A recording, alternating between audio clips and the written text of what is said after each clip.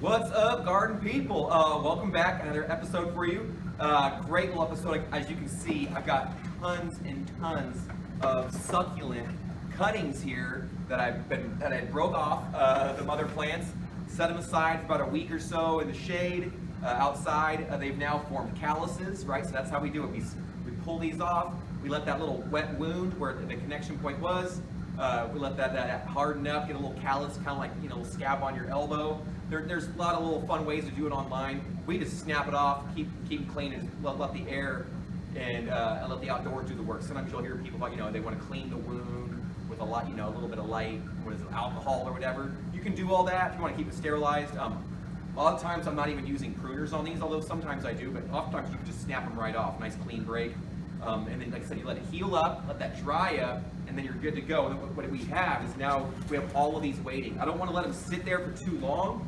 You'll start to notice that if you don't do it, over time, the plant will kind of like cannibalize its own moisture. Instead, the leaves will start kind of looking like me when I'm if I'm like a little kid in the bathtub for too long. You get all pruny.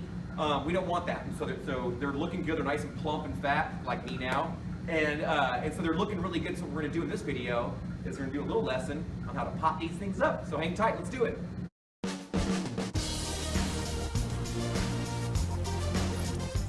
So I cut my head off because who wants to look at that? I want to give you a nice close-up of what I'm working on here. As you can see, it's time to go on these because, like I said, they've calloused up. Some of them are even blooming. Actually, a lot of them are blooming. We're not going to worry too much about that. What we're going to do is we're going to find the healthiest, cleanest ones and do them first. Some of the materials that you're going to want for this project. You're going to want some containers to put them into. We've had these and reused these many times over. In between uses, if you want, you can clean them out with a light, like a 10-to-1 or a 1-to-10 to 10% bleach solution. If you're afraid of transmitting any plant diseases, you can do that. With these, we're going to be good to go. These ones, what I'd also recommend is none of the plants in here have any infestation problems, any problems with bugs or molds or fungi or anything like that. They're all looking pretty healthy. I have had some succulents in the past that I'm trying to propagate, and I'll notice that as I'm putting cuttings, you might notice some bug problems or some kind of disease issue. I would never take cuttings of those plants. Those plants either get treated and try to get recuperated if I can, if it's a specimen I really want to save. But if not, if it's a smaller plant that I have more of, and it's unhealthy and has infestation, those ones don't get cloned. They don't get. I just toss them, right? So only ever clone healthy looking plants with healthy leaves, healthy material. If the cutting looks really bad, don't even worry about it. That goes in the compost or the trash.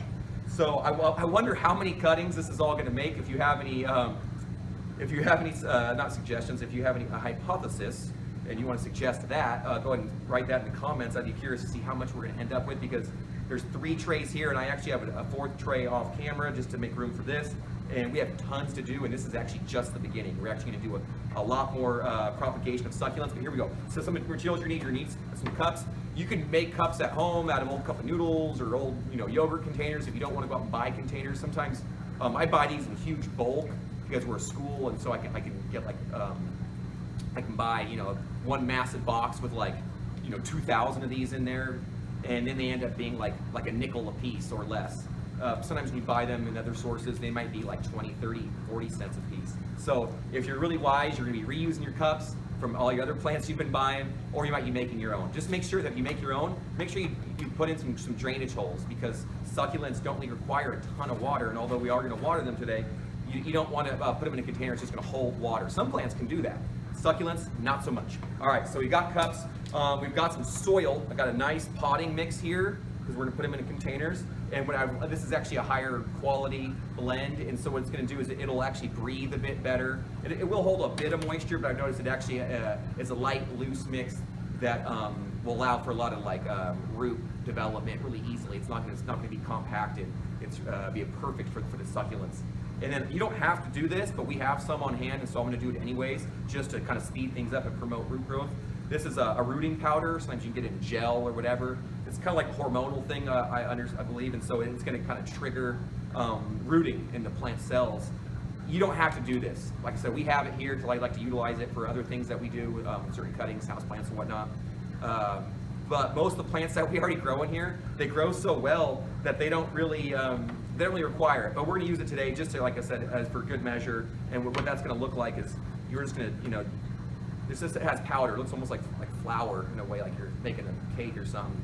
And you could put it in a little container if you want to speed things up. You can just dip that in there and you're gonna pop it right in the soil. So let's get right to it. What this is gonna look like is we're just, honestly, just gonna fill up a bunch of these containers. And all you have, the last thing you want is actually a tray standing by to put to put all of them in, because once you're done, you're gonna start filling these trays up. Ours have holes in the bottom, that way I can just pick it up, go right in the greenhouse, water it, they'll drain right through the bottom, and then life's good. So really quickly, I'm gonna show you how I do it, how the process works out.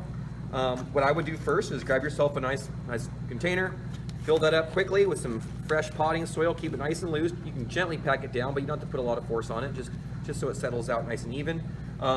If the soil's wet, you're gonna have to kind of create a hole with your finger, a little bit more so than either, but if it's loose, oftentimes this little stem will go right in there. Pick a nice healthy cutting. On most of these, I probably won't even end up using this rooting powder, just because I know these plants are very robust and are going to grow and root probably quickly without a lot of effort. But just if you want to, you know, you get some rooting powder, and this kind of hormonally, I believe, induces, you know, it kind of triggers some root growing in there, and so you'll get that on there and kind of just gently, and like I said, if you have to, you can create a little hole for that first. You don't want to force it and snap that stem. If you have to add a little bit more soil, you can. Once it's in, you're good to go. That one's done. All I'll do now is lightly water this, let that water soak through, let it drip, water it again, let it soak through. I'm using a really nice little potting soil here, so it should breathe and drain properly. If you have a heavier potting soil that holds a bit more water, you're gonna wanna make sure to watch your watering. But I'm gonna keep it slightly moist, keep it in light shade with a little bit of light, but nothing, because you don't wanna keep it in darkness. A lot of these these succulents, I'll sell them to folks and give them to folks, and they want to grow it as a house plant, and it'll survive for a while, but then they look all stringy. So even these cuttings, I'll still get outside, we get some light sun, maybe early morning with some dappled light and shade, and then we're done. That is it. Here we go.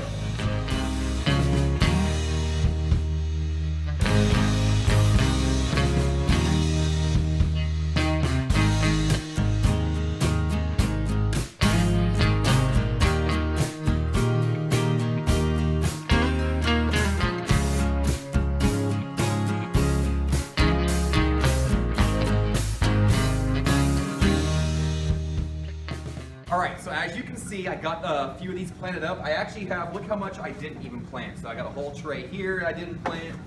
I've got a fat tray here, probably about 5 pounds at least, of succulent cuttings that I didn't get to plant yet. So I'll have to come back and do that. And I actually have a few more trays off camera here that I'm not gonna show you that are also still full of cuttings. And I've yet to actually go take even more cuttings out there from other varieties that we wanted to propagate and cultivate. But for now, you can see what we did here. Halfway through, I was speeding up. I barely even touched the rooting powder because I realized these don't really need that. I'm gonna save that for the plants that have a harder time propagating. These ones are gonna do great. Now they're in some dry soil. They're hanging out inside here, but you know what? It's time to actually get them outside. I'm not gonna put them in direct sun. That wouldn't be good, just because even though they're succulents and they like full sun, they don't have any roots yet. They just got transplanted, they're in shock. So they're actually gonna go into the shade. I'm gonna get them watered. So you wanna keep these lightly moist continuously, but it doesn't mean you want to keep them soggy all the time. Make sure they have the ability to drain freely, because that's what they're going to want. If you keep in soggy soil, that's not going to be great for these succulents. But if you keep them lightly moist in shade with a little bit of sun maybe in there with some nice warmth, they're going to root out and have roots, and then we'll have these ones will be growing and thriving in no time, and then we can sell them, give them to students, we can use them here again for other projects, and then life is good. So I hope you enjoyed this video. If you did, please smash that like button and dig into the subscribe button, because we'd love to have you back for some more adventures, some more learning. If you have any knowledge about this that I didn't drop on us today, please add that to the comment section below. We'd love to hear from you. Some of the best ways to learn are from other people who've already been there and done that. And I can't cover it all. There's so much more. I'm actually learning all the time, as always, as you should be too. So if you do have some knowledge for us, I'd really appreciate that. Until next time, take care. Happy gardening.